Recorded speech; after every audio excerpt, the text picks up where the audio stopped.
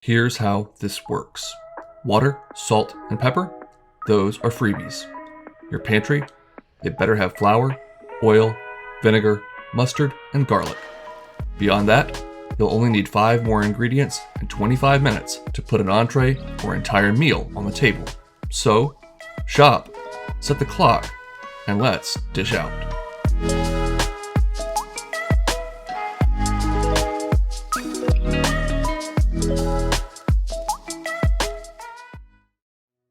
Alright, we'll kick things off with some fresh oregano, some chili pepper flakes, crushed red pepper, whatever you want to call it. You could also use fresh jalapeno or Fresno chili here.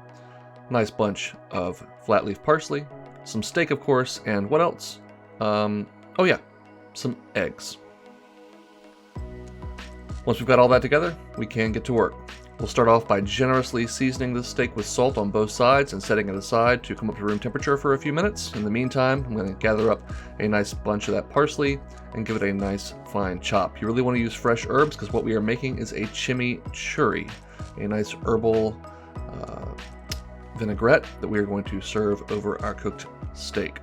Chop up a little bit of oregano, get both of those into a bowl, reach into the pantry and grab a couple cloves of garlic, which we will either mince or crush using a little garlic press.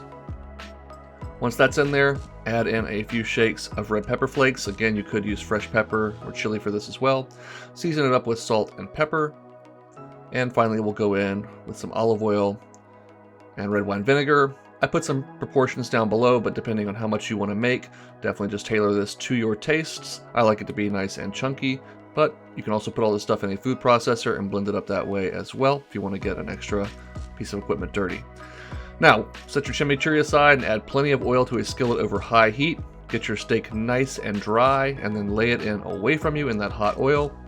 And I'm going to be employing the constant flip method here. So we're going to be flipping this roughly every 30 seconds or so until it is nice and golden brown on the outside.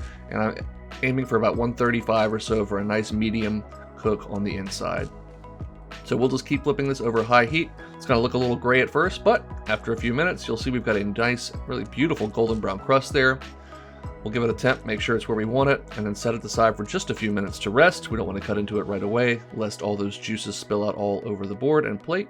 So while that's resting, we'll take a non-stick skillet over medium heat, add in a touch more oil, and crack in 2 eggs.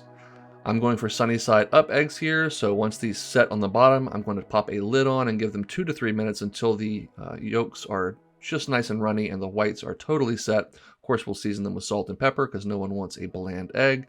And then again, if you're going for sunny side up, once they are nice and set like that, you can get them out onto a plate and serve, or flip and continue to cook them if you like your yolks more well done.